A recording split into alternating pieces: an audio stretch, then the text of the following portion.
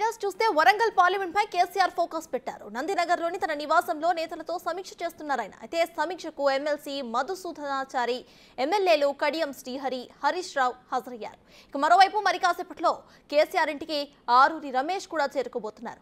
ఆయన్ను దగ్గరుండి Errabelli Dayakar Rao తీసుకువస్తున్నారు. Warangal BRS MP ticket ఆరూరికి ఇచ్చే అవకాశాలు కనిపిస్తున్నాయి.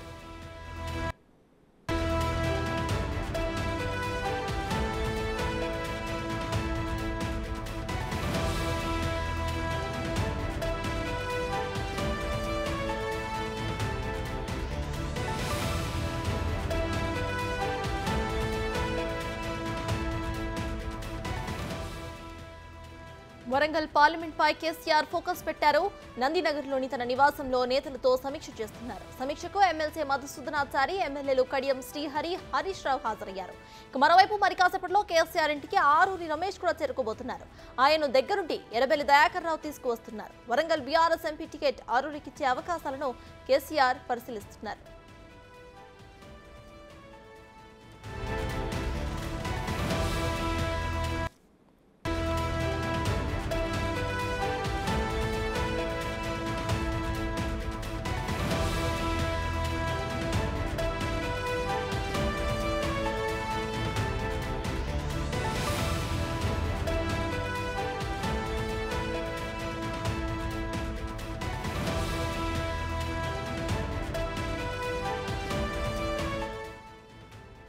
ఇదే విషయంపై పూర్తి డీటెయిల్స్ మా ప్రతినిధి సైదులు అందిస్తారు. సైదులు చెప్పండి, ఇటు వరంగల్ పార్లమెంట్ సీట్ పై అయితే కేసీఆర్ ఫోకస్ పెట్టినట్టు తెలుస్తోంది. ఇక అటు ఆరూరి కూడా ఇంకొద్దిసేపట్లో కేసీఆర్ నివాసానికి చేరుకోబోతున్నట్టు తెలుస్తోంది. సో దీనిపై మీ దగ్గర ఉన్న అప్డేట్స్ ఏంటి?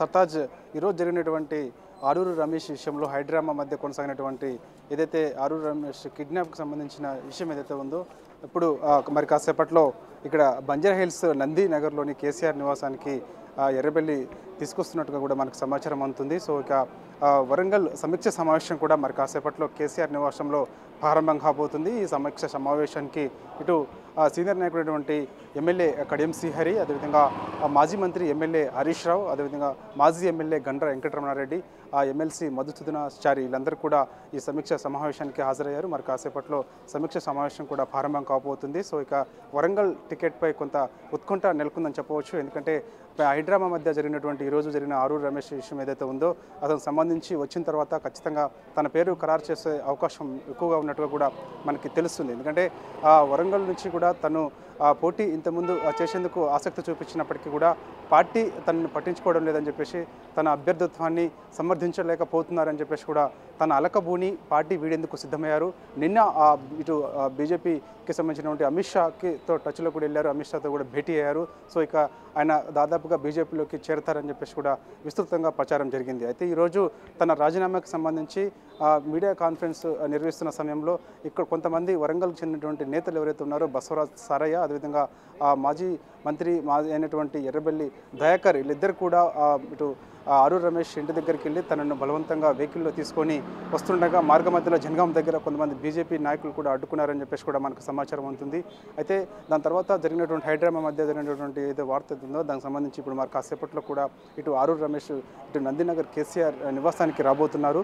సో వచ్చిన తర్వాత అతన్ని బుజ్జగించే ప్రయత్నం కూడా చేసే అవకాశాలు మెండుగా ఉన్నాయి. ఇక టికెట్ విషయంలో కూడా దాదాపుగా తన్నే ఖరారు చేసే అవకాశాలు కూడా కనిపిస్తున్నాయి. మరి కాసేపట్లో కూడా ఆరూరి రమేష్ కూడా ఇక్కడికి వస్తారని చెప్పేసి కూడా చెప్తున్నారు. అతనితో మాట్లాడించే ప్రయత్నం కూడా చేద్దాం. జరిగిన సంఘటన ఏం జరిగిందనేది కూడా మనం తెలుసుకుందాం. ఇక దీనికి సంబంధించి ఇంకా మరోవైపు ఈరోజు వరంగల్ సమీక్ష సమావేశం ముగిసిన తర్వాత ఈరోజు దాదాపుగా 4 లోక్సభ స్థానాలకు సంబంధించిన అభ్యర్థుల పేర్లు కూడా ఖరారు చేసే అవకాశం ఉన్నట్టుగా కూడా మనకు తెలుస్తుంది. ముఖ్యంగా ఇటు చేవెళ్లకు సంబంధించి ఇప్పటికే రంజిత్ రెడ్డి పోటీ చేసేందుకు నిరాకరిస్తున్నారు కాబట్టి అతని స్థానంలో ఇటు కాసాని జ్ఞానేశ్వర్ పేరును దాదాపుగా ఖరారైంది. అదేవిధంగా మల్కాజ్గిరి నుంచి కూడా ఇటు మాజీ మంత్రి మేడ్చల్ ఎమ్మెల్యే మల్లారెడ్డి తనయుడు భద్రారెడ్డి కూడా తను పోటీ నుంచి నిరాకరణ చెందుతున్నాడు కాబట్టి అతని స్థానంలో ఎమ్మెల్సీగా ఉన్నటువంటి షమీపూర్ రాజు పేరు దాదాపుగా ఖరారైంది.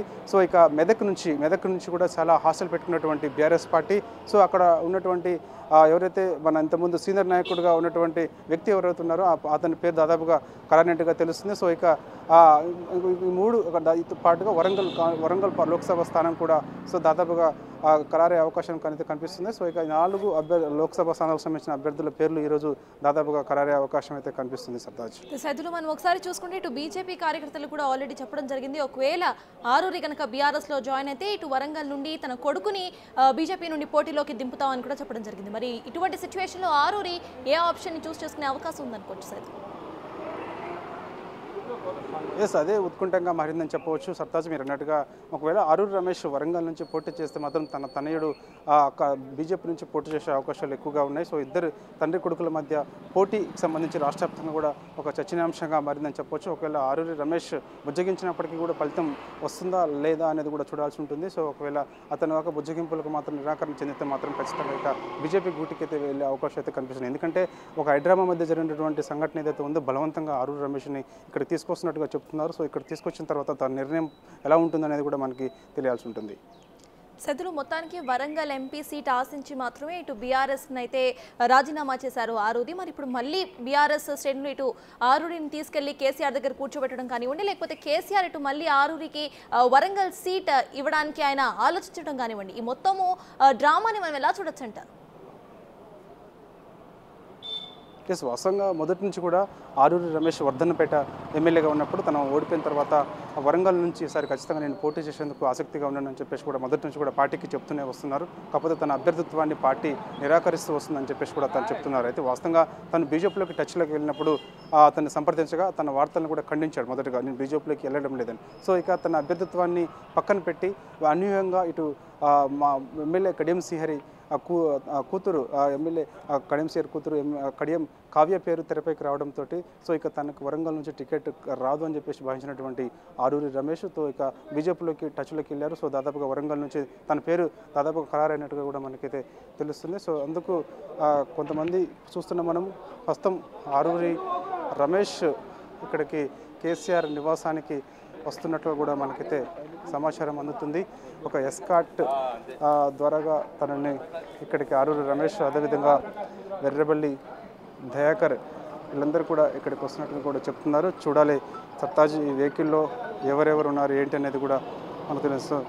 ప్రస్తుతం అయితే మాత్రము మండలి డిప్యూటీ చైర్మన్ బండ ప్రకాష్ ముదిరాజు మాత్రమే ఇక్కడికి వచ్చారు. సో వరంగల్ ప్రాంతానికి చెందినటువంటి బండ ప్రకాష్ ముదిరాజు ఇక్కడికి వరంగల్ సమీక్ష సమావేశానికి అయితే హాజరయ్యారు. సో వాస్తవంగా ఆరూరి రమేష్ కూడా ఇదే వెహికల్లో వస్తారని చెప్పేసి కూడా మనం భావించాం, కానీ తను ఇంకా కొంచెం లేట్ పట్టే అవకాశం కూడా కనిపిస్తుంది. సో అతని వెహికల్ ఎర్రబెల్లి దయాకర్, ఆరూరి రమేష్ ఇద్దరు నాయకులు కూడా వెనుక వచ్చే అవకాశాలు ఉన్నట్టుగా కూడా అయితే మనకి తెలుస్తుంది.